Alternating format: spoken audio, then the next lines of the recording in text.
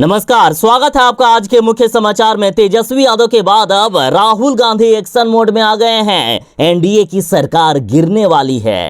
अब तो नीतीश कुमार के साथ चंद्रबाबू नायडू भी पलटी मारने वाले हैं। तो इधर बिहार में आज भारी बारिश का खतरनाक अलर्ट जारी हो गया है। साथ ही बिहार में कई नदियां तबाही मचा रही है। कई इलाकों में बाढ़ का पानी घुस गया। तो आज बिहार और देश की बड़ी खबरों पर बात करेंगे। इससे पहले आपसे एक छोटी सी अनुरोध है, कृपया वीडियो को एक प्यारा सा लाइक अवश्य कर दीजिएगा। आपका लाइक करना ही हमारी मेहनत का फल होता है।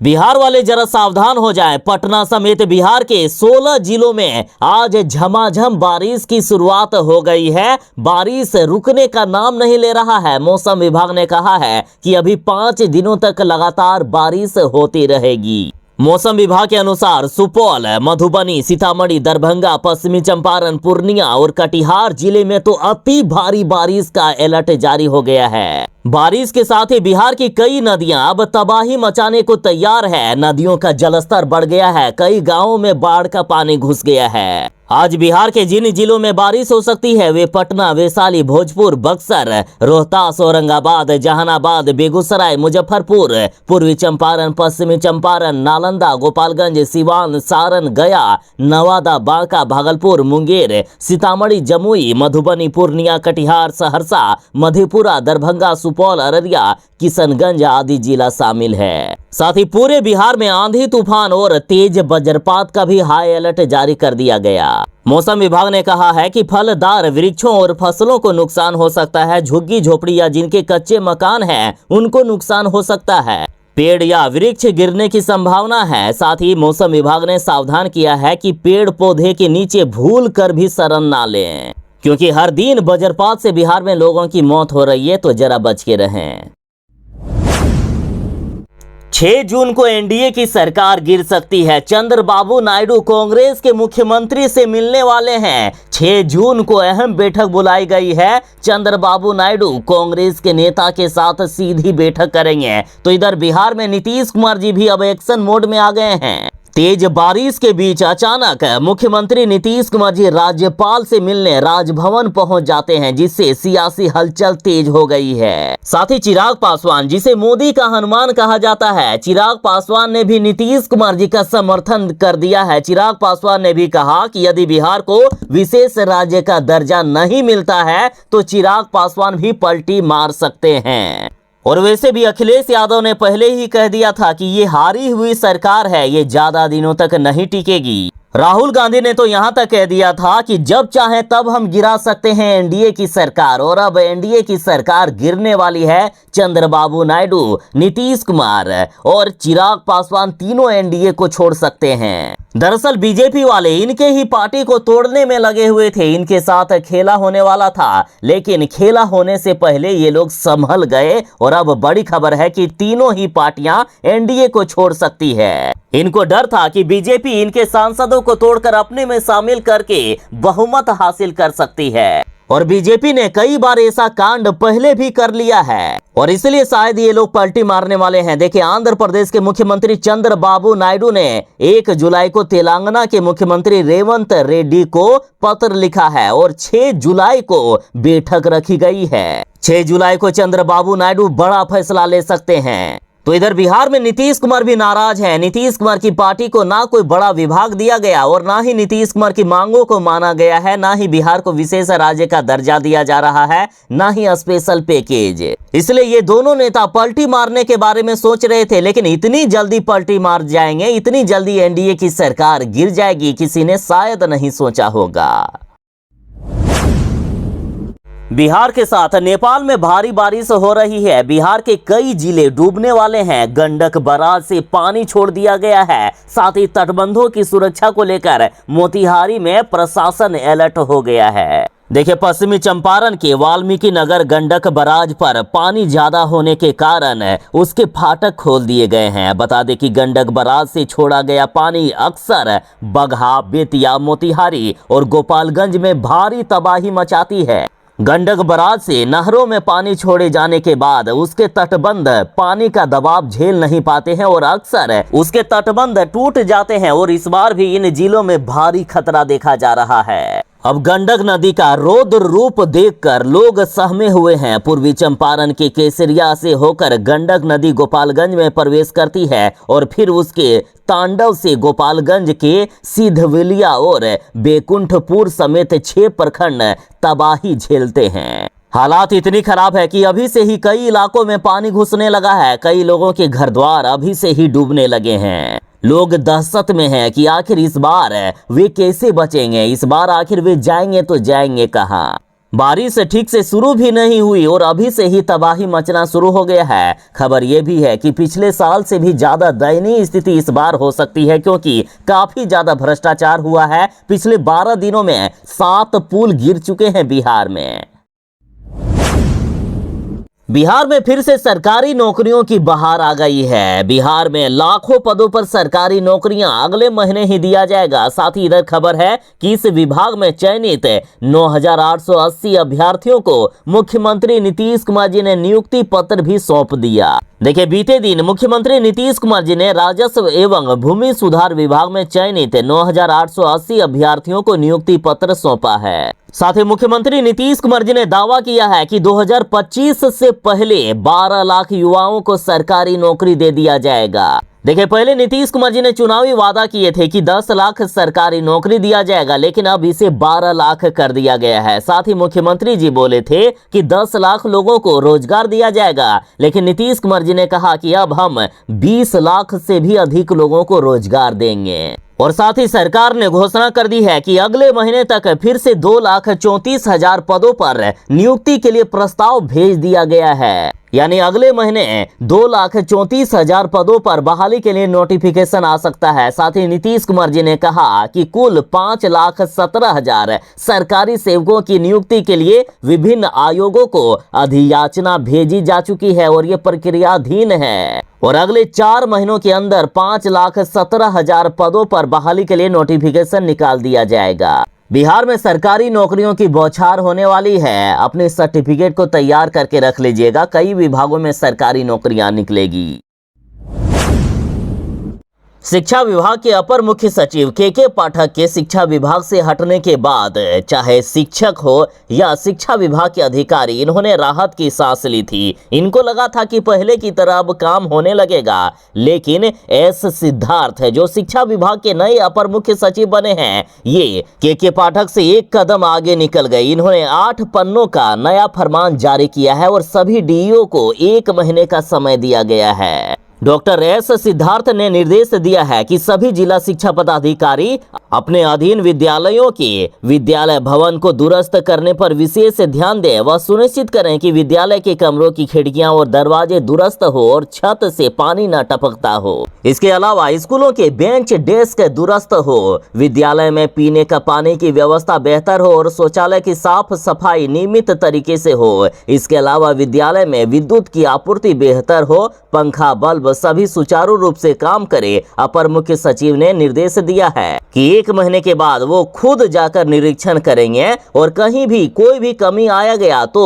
वहां के डीईओ को नहीं छोड़ा जाएगा, सीधे उन्हें सस्पेंड कर दिया जाएगा। साथ ही इन्होंने बच्चों की उपस्थिति और शिक्षकों की उपस्थिति पर भी विशेष ध्यान देने को कहा है।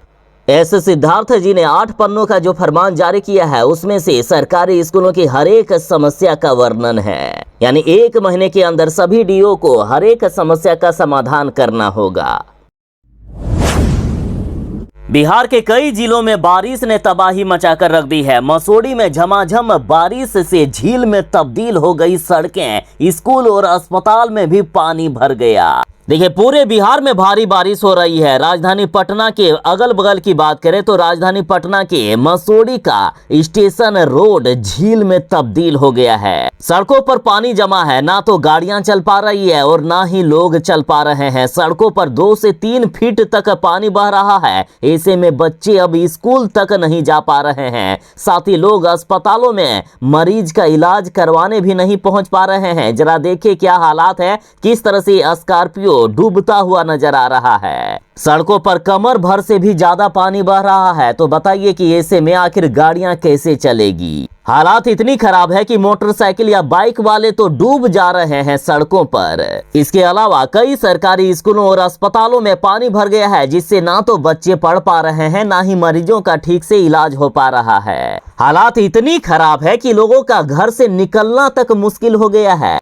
हालात इतनी खराब है कि लोगों के घरों में पानी घुस गया है। अब लोग अपने घरों में भी ठीक से नहीं रह पा रहे हैं। साथ ही सांप बिच्छू का तो अलग से डर सताया जा रहा है। पूरा इलाका झील या तालाब में तब्दील होता हुआ दिख रहा है। और इस तरह बदहाली की तस्वीरें सिर्फ यहाँ से ही नहीं बल्कि बिहार के हर एक जिले से सामने आ रही है। जब पटना का ये हाल है तो सोचिए बाकी जिलों की कितनी दर्दनाक या दयनीय स्थिति होगी। पहली ही बारिश में सरकार के दावों की पोल खुल गई है। किस तरह भ्रष्टाचार किया गया है जरा देखिए। लोग डरे हुए हैं, सहमे हुए हैं कि इस बार आखिर हमारा क्या होगा।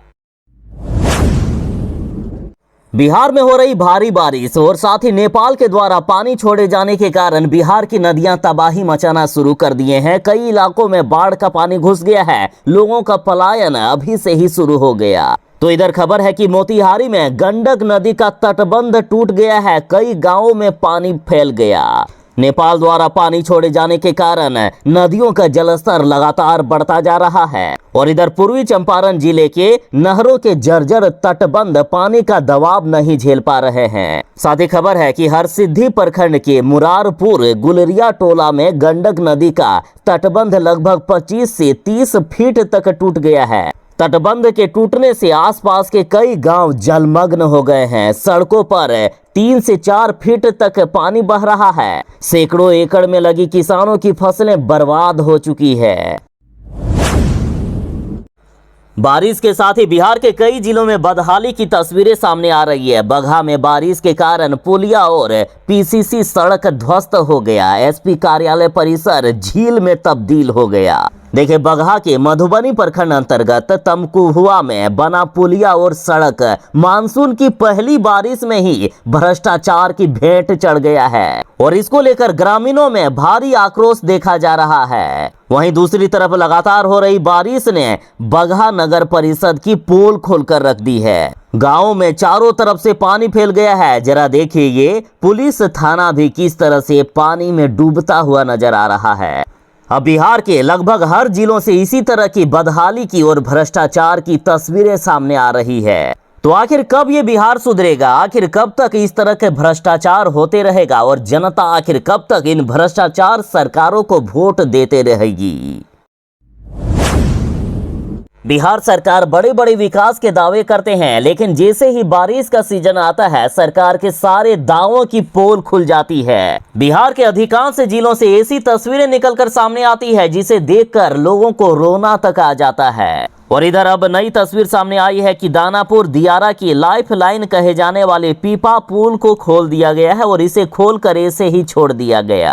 देखिए राजधानी पटना से सटे दानापुर दियारा इलाके का लाइफ लाइन पीपा पुल को खोल दिया गया है, जिससे 7 पंचायतों के दियारा के लोगों का अब सिर्फ नाव ही सहारा बच गया है आने जाने का। सरकार का कहना है कि जलस्तर में काफी ज्यादा वृद्धि हो गई, जबकि गांव के लोगों का कहना है कि गंगा के जलस्तर में इतनी वृद्धि नहीं हुई है। लोगों का कहना है कि जहाज को पार करने के लिए पीपा पुल को खोला गया और बाद में इसे बंद नहीं किया गया। ये सरकार की लापरवाही है। वैसे गंगा नदी का पानी अभी खतरनाक तरीके से बढ़ गया है। गंगा नदी में नाव पर हिलकोरा मारते हुए पौने घंटे में 3 किलोमीटर की रास्ता तय करना पड़ रहा है।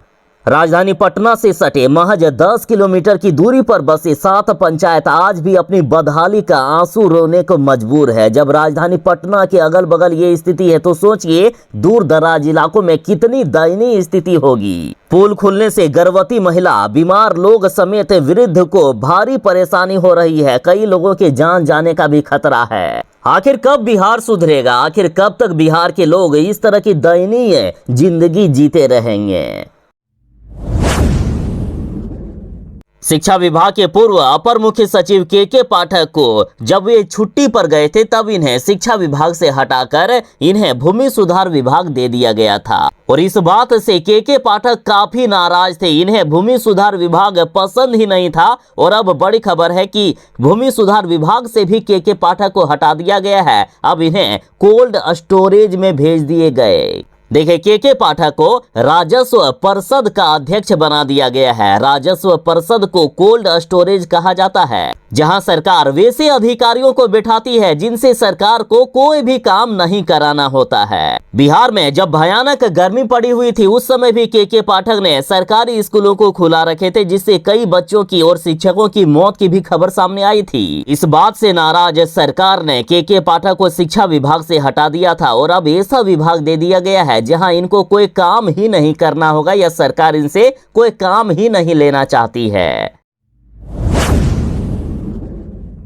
बिहार में पिछले 12 दिनों में 7 पुल गिर चुके हैं और एक और पुल अब नदी में समा गया। बिहार में भ्रष्टाचार की नई पटकथा लिखी जा रही है। बिहार में किस कदर भ्रष्टाचार हुआ है, जरा सोचिए। हर दिन बिहार में अभी पुल गिर रहे हैं। बिहार में पुलों का गिरने का सिलसिला रुकने का नाम ही नहीं ले रहा है। ताजा घटना छपरा की है, जहां बुधवार को देखते देखते एक पुल भरभरा कर गिर गया।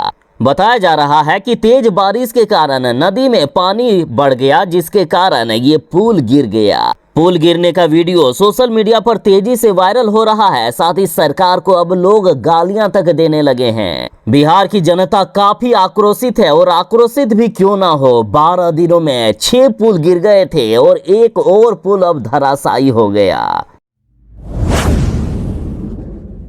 बिहार के सरकारी स्कूलों में लगातार घोटाले होते रहते हैं और यदि मध्याह्न भोजन योजना की बात करें तो बच्चों के खाने में कभी सांप, कभी बिच्छू, कभी छिपकली, कभी मेढक, तो कभी पता नहीं क्या कुछ मिल जाता है। और अब देखिए, पटना में सामने आया है एमडीएम घोटाला। स्कूल में उपस्थित थे मात्र 68 छात्र, लेकिन रजिस्टर में दिखाया गया 139।